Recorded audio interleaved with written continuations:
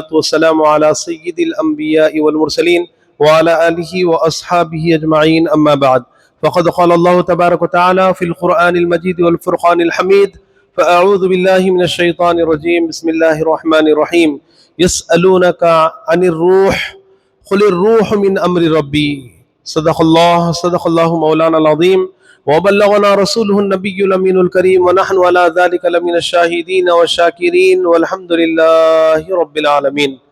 تمام تعریف، جملہ حمد و ستائش اللہ سبحانہ و تعالیٰ کے لیے جو ساری کائنات کا روزی رساں ہے، اسی کے لیے حمد و ثنا ہے، اس کے سوا کوئی عبادت کے لائق نہیں۔ ساری مخلوق اللہ کی محتاج ہے، اللہ ہر ایک سے بے نیاز ہے۔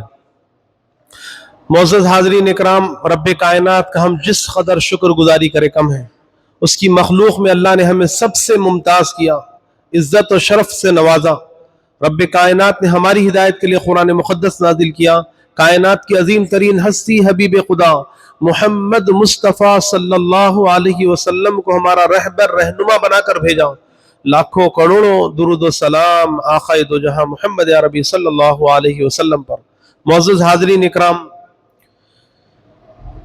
اللہ تبارک و تعالی روح کے متعلق ارشاد فرما رہا ہے۔ جب یہودیوں کے ذریعے یہ پوچھا گیا کہ روح کیا چیز ہے، بڑے بڑے سائنٹسٹ، دانشور، فلسفی، ہر زمانے کے لوگ اس کے حقیقت کو جاننا چاہا لیکن ناکام رہے، روح کی حقیقت کو نہیں پہچان سکے۔ جو حضور سے پوچھا گیا تو اللہ تبارک و تعالیٰ نے جواب عنایت فرمایا، اے حبیب، آپ سے یہ لوگ روح کے بارے میں پوچھتے ہیں تو آپ کہہ دیجئے یہ آپ کے رب کا حکم ہے۔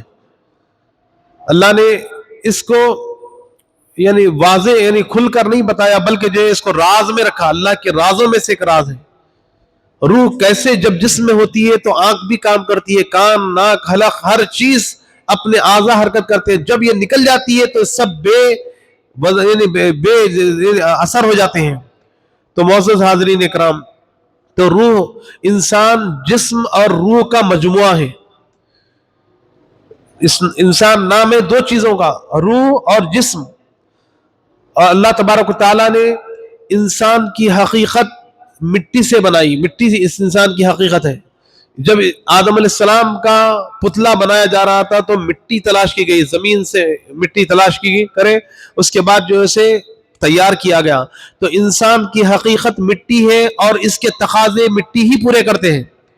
جتنی ہم غذا استعمال کرتے ہیں، چاہے سبزیاں ہو، چاہے پھل ہو، اناج ہو، دالیں، یعنی ہر چیز انسان کے جسم کو یعنی تیار کرنے والی چیز، اس کی بقا کے لیے زمین ہی ہے، زمین اس کا ذریعہ ہے۔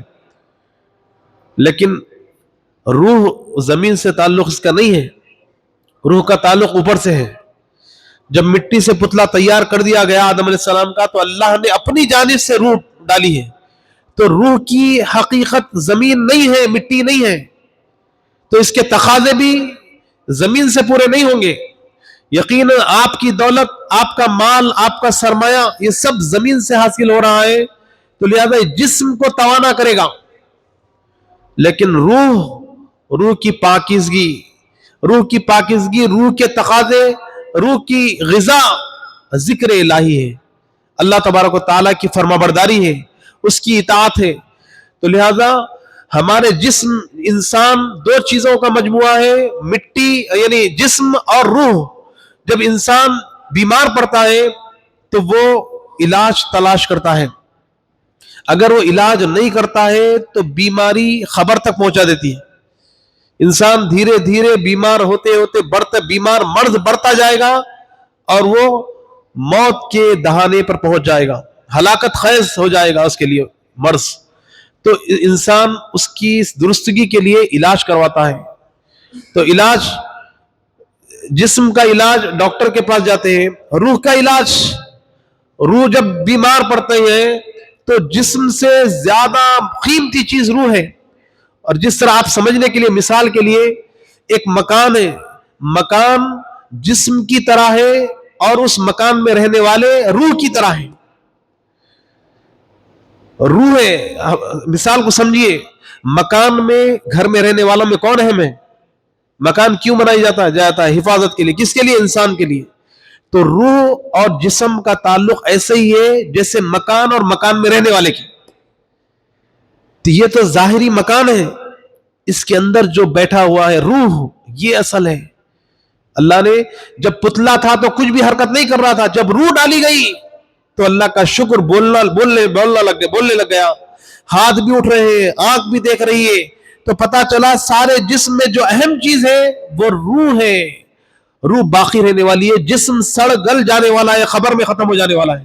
اور اس کی تیاری کے لیے، اس کو توانا کرنے کے لیے، اس کو باقی رکھنے کے لیے صبح سے شام تک ہم جو محنت کر رہے ہیں، نوٹ پیسے کے لیے جو بھاگ رہے ہیں، کس کو تیار کرنے کے لیے؟ جسم کو.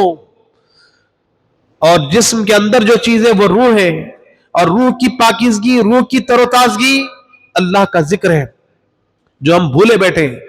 جسم کا علاج نہ کرائے تو جسم خبر تک پہنچا دیتا ہے، یعنی مرض انسان کو موت کے دہانے پہ ڈال دیتا ہے.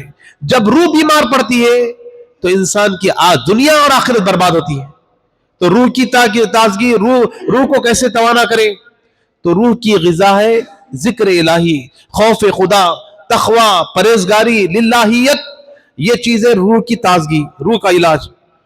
عزیزان محترم، ہم جب بیمار پڑتے ہیں تو مختلف علاج ہے، ایلوپیتھک، آیورویدک، ہومیوپیتھک، اسی طرح یونانی.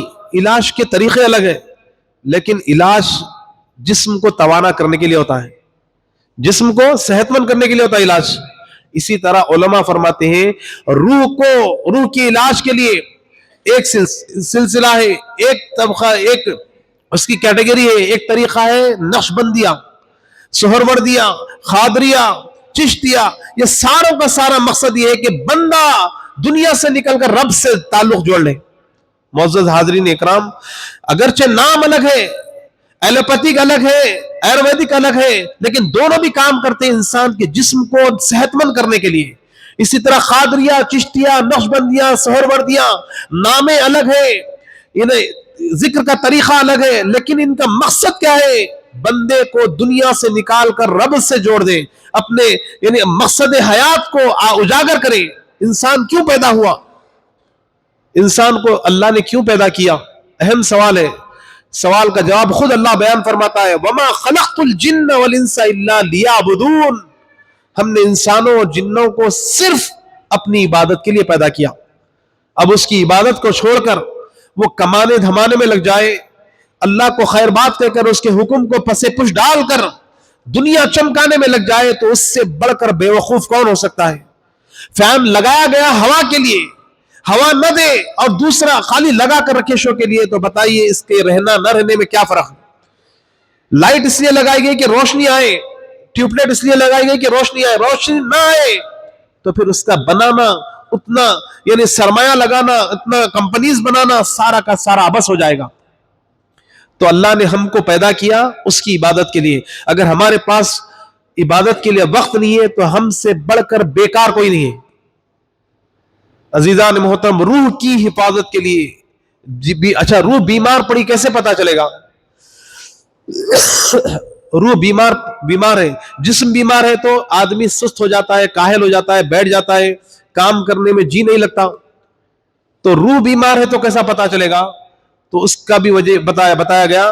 جب روح بیمار ہوتی ہے تو نماز میں دل نہیں لگتا، نماز میں توجہ نہیں جاتی، مسجد تک جانے کا خیال دل میں نہیں آتا، قرآن پڑھنے کی توفیق نہیں ملتی، کیونکہ روح بیمار ہے. آپ سمجھیے، بہت حقیقت بتا رہا ہوں اپنے معاشرے کی. نوجوان نسل کس طرح اپنے اوقات کو برباد کر رہی ہے، یہ حقیقت کو سمجھیے. روح باقی رہنے والی ہے، روح کو اٹھا لیا جائے گا. جسم بیمار پڑتا ہے تو آپ ڈاکٹر بن جاتے ہیں. اگر بلڈ پریشر ہے تو آپ جو نمک، ڈاکٹر کے کہنے پر نمک کو چھوڑ دیتے ہیں. اگر شوگر ہے ڈاکٹر کے کہنے پر شکر کو چھوڑ دیتے ہیں. اگر کولیسٹرول ہے تو فیٹی چیزیں یعنی چربی والی چیزیں تم ترک کرتے ہو ڈاکٹر کے کہنے پر. لیکن اللہ اس کے رسول کے کہنے پر یہ جسم کو، یہ روح کو بیمار کرنے والی چیزوں کو ترک نہیں کرتے، جو روح باقی رہنے والی چیز ہے. تو معزز حاضرین اکرام، آنکھیں کھولیے، غفلت کی زندگی بہت گزار دیے، بیدار ہو جائیے، ہمارے اپنے پیدا ہونے کے مقصد کو سمجھیے کہ روح بیمار ہو تو کیسے پتا چلے؟ تو پتا یہی ہے کہ دینی کاموں میں دلچسپی نہ لیں، نماز میں، روزے میں، طہارت میں، تقوی میں، پرہیزگاری میں. دیکھیں گے اللہ معاف کرنے والا ہے. یاد رکھے یہ روح بیمار ہے. اگر تم ایسے ہی چھوڑ دو گے, کینسر کے مرض کو ایسے چھوڑ دو گے, وہ خبر تک لے چلے جائے گا وہ مرض. اسی طرح اگر روح بیمار ہے تو اگر اسے یوں ہی چھوڑ دو گے تو اس کے علاج کے لیے فکر کرو. اس کے علاج کرنے والے بھی, جس طرح تم ڈاکٹرز اور حکیموں کو جاتے ہیں, ایسے ہی روحانی ڈاکٹرز ہیں اللہ والے لوگ, علماء, محدثین, مفسرین, اسی طرح مفتیان اکرام, یہ روحانی علاج کے اطباء ہیں, حکماء ہیں, ڈاکٹرز ہیں. ان کے پاس جائیں تو اپنے روحانی علاج کروائیں. اب روح بیمار ہے اور کیسے پتا چلے؟ قرآن اعلان کرتا ہے وَيَطْمَعَ الَّذِي فِي قَلْبِهِ مَرَضٌ. قرآن کہتا ہے کہ جب دل میں مرض ہوتا ہے, روح مریض ہو جاتی ہے, تو پھر طمع پیدا ہوتا ہے, لالچ پیدا ہوتا ہے, دنیاوی خواہشات کو پورا کرنے کی فکر پیدا ہوتی ہے. موبائل اٹھائے تو ذہن میں یہ خیال آئے اوریانیت کی تصاویر کہاں پر ہیں. دل اگر چاہ رہا ہے برائی کے اندر ڈیپ میں جاتے جائیں, سمجھ جائے بیمار نفس. اس نفس کا علاج کیا ہے؟ نگاہوں کی حفاظت, اپنے آنکھوں کی حفاظت کریں. روڈ پہ جا رہے کسی خاتون کو دیکھ لیا, پہلی نظر تو معاف ہے, پھر اس کی چپل سے لے کر سر تک اگر آپ گھور رہے ہیں, اتنے بے شرم لوگ میں نے رستوں میں دیکھا, داڑیاں وائٹ ہو گئی لیکن عورتوں کو تکتے ہوئے ان کی نگاہیں بے شرم نہیں ہوتی, اوریانیت کی طرف دیکھنا چاہتے ہیں. نفس اور نفسانی خواہشات ان کے پیچھے لگا دیتی ہے. خبر میں جانے کی عمر ہے لیکن نگاہوں کی حفاظت نہیں ہے, اسی لیے راستوں میں بیٹھنے کے لیے منع کیا گیا. صحابہ پوچھے رسول اللہ ہمارا کاروبار ہے وہاں پر, راستوں میں نہ بیٹھے تو کہاں بیٹھے؟ کاروبار ہے, اگر ہے تو پھر اس کے فرائض پورے ادا کرو, اس کے تقاضے پورے کرو, نگاہوں کو نیچے رکھو. سورہ نور میں اللہ نے فرمایا قل للمؤمنین یغضوا من ابصارہم, اے حبیب مومن مردوں سے کہہ دو, مومن عورتوں سے کہہ دو اپنی نگاہوں کو نیچے رکھیں, نگاہوں کی حفاظت کریں. فرمایا اگر طمع ہے, لالچ ہے, نفسانی خواہشات پورے کرنے کی اگر دل میں چاہت پیدا ہو رہی ہے تو سمجھنا ہے نفس بیمار ہے, اور نفس کی بیماری کا علاج روزہ ہے, تقویٰ ہے, پرہیزگاری ہے, کثرت سے اللہ کا ذکر ہے. لوٹ آؤ, اور یہ نفس کو یوں ہی اگر چھوڑ دو گے تو پھر یہ تمہیں ہلاکت کی طرف لے جائے گا. باغ کی خوبصورتی کب ہوتی ہے؟ مالی اگر اچھا ہوگا, اس کا جو ہے کٹنگ کرنے والا بہت اچھا ہوگا تو بڑا خوبصورت نظر آئے گا. اگر یوں ہی چھوڑ دو گے جنگلی گھاس اٹھ جائے گی, پورا باغ اجڑ جائے گا. تو لہذا ہم کو کہا گیا کہ تم نگران کار ہو, اپنے نفس کو ڈھیلی جوڑی نہ چھوڑو, اپنے نفس کی حفاظت کرو. عزیزان محترم, یعنی آپ ایمان کی قدر کریں. اللہ نے ہمیں بن مانگے مسلمان گھر میں پیدا کر دیا, اس کی قدر ہم کو نہیں معلوم. امام سعدی, شیخ سعدی رحمۃ اللہ علیہ اپنا خود کا واقعہ بیان کرتے ہیں. میں چھوٹا تھا, سنیں غور سے, میں چھوٹا تھا, سونے کی انگوٹی تھی, میں نے انگلی میں ڈال لی, پہن لی, کھیلتے کھیلتے باہر نکل گیا. ایک ٹھگنے والا, ایک چور اچکا آ گیا اور کہنے لگا بابا اپنی انگلی کو چاٹو, چومو. جب انہوں نے, امام شیخ سعدی فرماتے ہیں میں نے چوسا, کہا کہ پوچھا کیا مزہ آیا؟ بولے کچھ بھی مزہ نہیں آیا. پھر اپنے بستے میں سے, اپنے بیگ میں سے گڑ کا ڈلہ نکالا, گڑ دے کر کہا اب اس کو چوسو. میں چوسنے لگا, کہا کہ بڑا مزہ آیا, میٹھا میٹھا بچوں کو تو پسند آتا ہے, جیسا آج چاکلیٹ دے کے جو بچوں کو الو بناتے ہیں. اسی طرح شیخ سعدی فرماتے ہیں مجھے مزہ آیا. تو اس نے کیا کہا, دیکھو بابا مزیدار چیز لے کے بے مزہ چیز دے دو, مزیدار چیز لے کے وہ انگوٹی دے دو مجھے. میں نے چھٹ سے نکالا, اس کے مزے میں مہو تھا, اور اس گڑ کی ڈلی کو لے کر, اس گڑ کے ٹکڑے کو لے کر چوستا ہوا خوشی خوشی چلا گیا. عزیزان محترم, اسی طرح آج اس مثال کو دیکھیں, امام شیخ سعدی رحمۃ اللہ علیہ کو کس طرح بہکاوانے والے نے بہکایا, اور اللہ سے شیطان وعدہ کر کے آیا مولا تیرے بندوں کو تیرے راستے سے بھٹکا کر رہوں گا, آگے سے دائیں سے ہر راستے سے بھٹکاؤں گا. اللہ تعالیٰ نے کیا فرمایا, جا تجھے اجازت ہے, لیکن میرے جو بندے ہوں گے تیری سلطانی نہیں چلے گی, تیری حکمرانی نہیں چلے گی. اللہ نے بھی فخر سے فرمایا جا میرے ایسے بندے بھی ہیں. بھٹکا تھا, جو بھٹکا پھر اللہ نے یہ کہہ دیا قرآن پاک میں ایک نہیں کئی جگہ، جو تیرے راستے پہ چلیں گے تجھ کو تیرے ساتھ چلنے والوں کو جہنم سے بھر دوں گا. لا تتبعوا خطوات الشیطان انہ لکم عدو مبین، وہ بڑا کھلا ہوا دشمن ہے شیطان. تو نفس کا تو بتایا گیا کہ کس طرح امام شیخ سعدی کو ٹھگنے والے نے، چوری کرنے والے نے، ڈاکو نے کیسے لوٹ لیا، مال کیسے لوٹ لیا. ایسے ہی انسان قدر کرے ایمان کی. ہمارے سینے میں اللہ کا ایمان ہے، اللہ کا یقین ہے، اللہ کے رسول کا یقین ہے، قرآن پر ہم یقین کرتے ہیں، اس کی بات مانو، یہ سچی ہے. اگر ایمان پر نہیں چلتے، روزانہ اپنا جائزہ لو، صبح سے لے کے شام تک کتنا میں دین پر عمل کر رہا ہوں. کیا دیندار، کیا عام لوگ، سب لوگ دنیا کمانے کی فکر میں لگے ہوئے، اللہ ماشاء اللہ، اللہ جس کو بچائے رکھا. کتنے خوش نصیب ہیں آپ حضرات جس کو اللہ نے اس کے ذکر سننے کے لیے مسجد میں جمع کر دیا. آج بھی لوگ محروم ہیں. جمعہ ایسا عظیم دن ہے، لیکن کب نکل پڑیں گے؟ جب امام صاحب اللہ اکبر کہیں گے، جب ان کو توفیق ملے گی نکل کے آنے کی.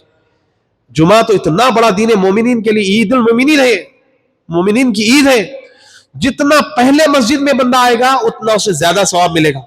فرشتے اپنے نورانی قلم سے ان خوش نصیبوں کے نام ان کے باپ کے نام رجسٹر کرتے ہیں جب جمعہ کے دن پہلے آتے ہیں. امام ممبر سے ٹھہرنے سے پہلے اگر جتنے لوگ آتے ہیں، اس نورانی کتاب میں نورانی شخصیت کے ہاتھوں نورانی قلم سے ان کے نام تحریر ہوئے ہوں گے. معزز حاضرین کرام، ایمان کی قدر کریں. جس طرح امام سعدی، شیخ سعدی کو جس طرح اس نے بہکایا، شیطان کے بہکاوے میں نہ آئے، نفس کو پہچانے، اس کو قوت والا بنائے، اس کو طاقت والا بنائے. اللہ کے رسول علیہ الصلوۃ والسلام نے واضح فرما دیا، ہر انسان کی موت، ہر انسان کی غذا، ہر انسان کا ٹھکانہ اللہ سبحانہ و تعالی آدم علیہ السلام کے پیدا ہونے سے 50,000 سال پہلے لکھ دیا. صحابہ نے پوچھا یا رسول اللہ، جب سب کچھ لکھ دیا، فائنل رزلٹ آ ہی گیا، تو پھر یہ محنت کر کے کیا فائدہ؟ ایگزام دینے سے پہلے رزلٹ پہلے سے آؤٹ ہو گیا، رزلٹ طے ہے، تو پھر ایگزام لکھ کر کیا فائدہ؟ یہ نماز پڑھ کر، روزہ رکھ کر کیا ہم سکون سے بیٹھ جائیں تکیہ لگا کر گھر میں؟ بولے کہ نہیں، یہ ایمان نہیں ہے. تقدیر یہ ہے، فیصلہ یہ ہے، یقین آخرت پر یہ ہے کہ تم جو کام کر رہے کیے جاؤ. اللہ ہر اس شخص کے لیے وہ کام آسان کر دیا جس کے لیے وہ پیدا کیا گیا ہے. اگر جہنم کے لیے پیدا کیا گیا تو اسے چوری کرنے میں، دھوکہ دینے میں، لوٹ مار کرنے میں، ایک دوسرے کو لڑانے میں مزہ آئے گا، دلچسپی پیدا ہوگی، خوب مزہ آئے گا. اللہ اس کے رسول کے نافرمانی کے کاموں میں اسے لذت ملے گی. جہنم کے لیے پیدا کیا گیا. اگر کوئی نیکوکار ہوگا، اس کے لیے اس کے ہاتھ میں چاقو تھما دے یا کوئی اور لالچ دے دے، اتنے لاکھ دوں گا اس کو مار، وہ ہرگز چھوڑ دے گا نہیں، میرا رب مجھے دیکھ رہا ہے، مجھے مر کر جانا ہے، آخرت کی فکر ہوگی. تو جس کے لیے جنت اللہ نے لکھ دی، وہ ہر برے کام سے کنارہ کش ہو جائے گا.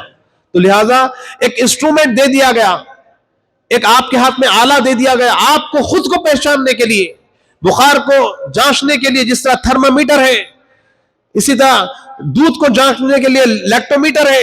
ایسے ہی اللہ تعالیٰ ایمان کو جانچنے کے لیے خود ہم کو فیصلہ دے دیا. جانچو اپنے آپ کو، صبح سے شام تک اپنا جائزہ لو، کن کاموں میں میرا وقت صرف ہوتا ہے، برائی کے کاموں میں یا اچھائی کے کاموں میں؟ خود فیصلہ کر لو. اللہ اکبر. اے ایمان والو، خود کا محاسبہ کرو اس سے پہلے کہ اللہ حساب لے. اور اللہ تو حساب لینے والا ہے. چاہے تم نیک کام کرو، چاہے برا کام کرو، اللہ کو پرواہ نہیں ہے.